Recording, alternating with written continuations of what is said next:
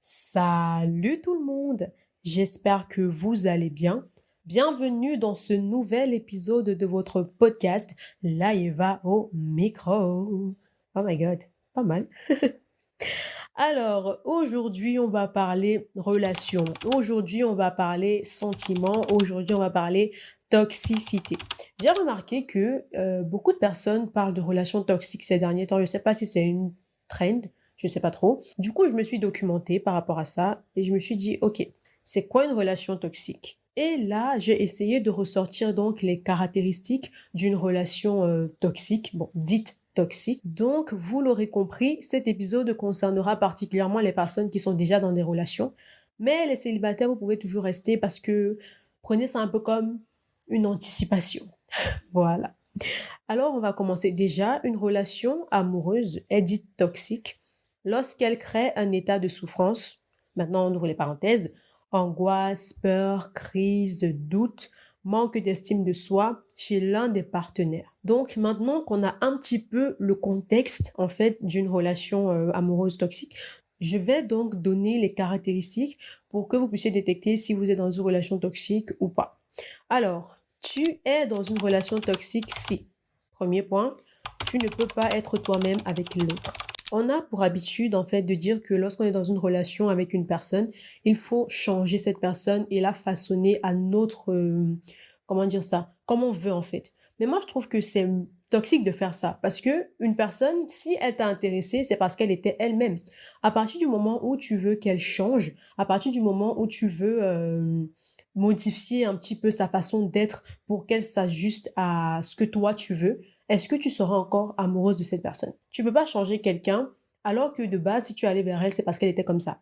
Peut-être tu n'aimes pas, peut-être qu'elle s'habille d'une certaine façon, même si je ne pense toujours quand même pas que le fait que tu sois dans une relation avec elle te donne le droit de déterminer comment est-ce qu'elle doit s'habiller, ou il ou elle, vous voyez. Mais là, vous pouvez vous arranger entre vous, hein, c'est votre couple et tout. Mais changer la personne, vouloir changer la personnalité de la personne, moi je trouve que là, c'est un vrai problème. Deuxième signe, tu es dans une relation toxique si tu ne peux pas discuter ni dialoguer, surtout en cas de dispute.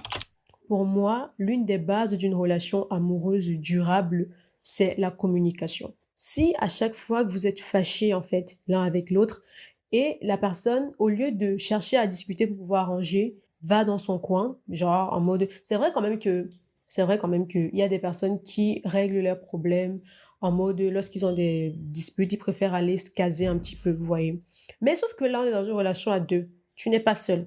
Ça signifie que s'il y a un désaccord, la bonne chose voudrait en fait que tu discutes avec la personne. Et à force de discuter, forcément, on va trouver des solutions, vous voyez. Si à chaque fois que il y a une dispute, à chaque fois qu'il y a un problème, chacun va de son côté et après on revient, soit c'est une relation hypocrite. Je suis désolée, parce que parfois il y a des choses qui doivent être dites même si elles font mal. Voilà. Alors, tu es dans une relation toxique si tu ne te sens pas en sécurité. L'une des autres bases justement de la relation, c'est la confiance. Si tu n'as pas confiance en la personne avec qui tu es, franchement, pars, pars. Parce que la personne est censée t'apporter justement la sécurité et la sérénité d'esprit. Maintenant, si toi, tu es là et tu passes ton temps à te poser des questions à savoir, est-ce qu'il n'est pas avec une autre fille? Est-ce qu'elle n'est pas sortie avec un autre gars? Le gars avec qui je l'ai vu l'autre jour, c'était qui? Si tu es en train de te poser des questions comme ça te donne le stress. Tu stresses pour rien. Et une relation amoureuse n'est pas censée donner le stress parce que le stress apporte les rides. Et après, ton visage devient froissé bizarrement. Non. Franchement, si tu n'as pas confiance en la personne avec qui tu es, que le sort. Alors, tu es dans une relation toxique si tu es dépendant de l'autre. Oui. Genre en mode, tu fais tout ce que tu fais, c'est en fonction de l'autre. C'est par rapport à l'autre. Jamais toi.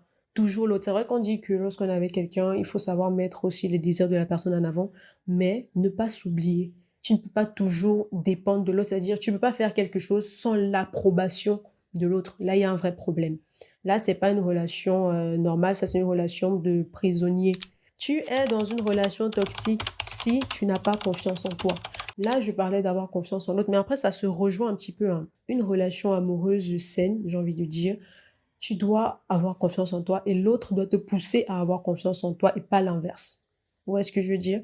Genre en mode, une relation en fait amoureuse saine doit te faire glow up, pas glow down. C'est-à-dire que lorsqu'on te voit comme ça, on sait que oui, la fille, si elle est dans une relation avec quelqu'un, ou bien oui, ce gars, il est avec une personne, parce que tu rayonnes en fait, parce que, je sais pas trop comment dire, parce que la personne te met en confiance avec toi-même. Alors, le dernier point que j'ai noté, c'est tu es dans une relation toxique si tu ne reçois ces messages que le matin et le soir, et ou le soir. En fait, j'ai mis ce point parce que moi, je trouve que lorsqu'on est dans une relation avec quelqu'un, on doit discuter avec la personne un petit peu constamment. Mais là, maintenant, c'est à prendre avec des pincettes. Genre, en mode, peut-être si tu es dans une relation où le mec, il ne te parle que le matin, ou il ne te parle que tard dans la nuit, franchement, il y a un problème. Qu'est-ce qu'il fait dans la journée pour ne pas t'envoyer un message de temps en temps en mode, comment tu vas, en mode, tu fais quoi de ta journée, en mode, vous voyez ce que je veux dire? Pas en mode, vous allez être constamment H24 ensemble sur le téléphone comme ça, franchement, on mange quoi. Vous voyez? Mais du genre, de temps en temps dans la journée, vous parlez le matin au réveil, bonjour, c'est normal en soirée aussi, mais dans la journée, de temps en temps, il t'écrit en mode: «Qu'est-ce que tu fais?» Voilà. Maintenant, faut pas être, dans le contrôle, en mode tu veux savoir absolument où la personne est à tel moment, machin, machin. Mais là, franchement, comme j'ai dit, c'est un point à prendre avec beaucoup de pincettes, vous voyez? Là, ça dépendra de comment la personne avec qui tu sors est et vice versa, vous voyez? C'est un peu ça. Donc en conclusion, moi je pense qu'une relation est dite une relation amoureuse en fait est dite toxique lorsqu'elle ne te permet pas de t'épanouir, tout simplement. Une relation saine te permet de t'épanouir, c'est-à-dire avec tous les points là. Donc c'est l'inverse de tous les points que j'ai donnés. Tu dois te sentir en sécurité, tu dois te sentir bien, tu dois discuter avec la personne même de tout et de rien, même des choses peut-être que tu ne partages pas avec tes amis. Cette personne est au courant en fait. Je sais pas trop comment dire ça. Tu dois te sentir à l'aise en fait. Et le fait de te sentir à l'aise, ça va te permettre de te sentir aussi bien. Tu es censé briller. Que tu sois le gars ou la fille, tu es censé glow up, pas glow down. On ne se met pas en relation pour devenir aigri. Au contraire, ça chasse l'aigreur. De te dire que même si tu as tous les problèmes du monde sur ta tête, il y a cette personne-là avec qui tu vas aller discuter et après ça ira peut-être mieux. Voilà, donc c'était un petit peu ça que je voulais aborder aujourd'hui dans cet épisode. J'espère que vous avez pris des papiers, un stylo. Ça va, j'aurais dû le dire au début. Oh merde. Bon, pas grave. N'hésitez surtout pas à vous abonner, à liker, partager, activer la cloche de notification. Attends, j'ai dit ça en désordre, je recommence. N'hésitez surtout pas à vous abonner, activer la cloche de notification, liker, commenter et partager. Suivez-moi également sur Facebook, B. Perez Laïeva, et aussi sur Instagram, parce que j'ai décidé de créer un compte Instagram aussi. Donc, il est déjà dispo, Laeva YouTube. N'hésitez surtout pas à aller me suivre là-bas. En story, ça bavarde un petit peu beaucoup. On approfondit un petit peu sur les sujets. Là-bas, c'est un petit peu notre coin de discussion, vous voyez, où on approfondit un petit peu sur le sujet. On se donne rendez-vous lundi pour un nouvel épisode. Et d'ici là, je vais justement faire un sondage en story Instagram pour le sujet qu'on abordera lundi. Donc, c'est bien d'aller me suivre là-bas, s'il vous plaît.